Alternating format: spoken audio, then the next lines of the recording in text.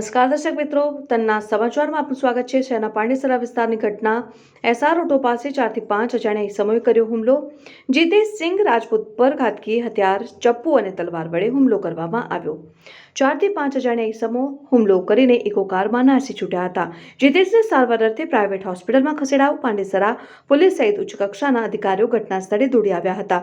પોલીસને હુમલાખોરોની loaded revolver પણ ઘટના સ્થળે મળી આવી હતી. હાલ પોલીસ સીસીટીવી ફૂટેજના આધારે તપાસ હાથ ધરી રહી છે. બ્યુરો રિપોર્ટ, તન્ના સમાચાર.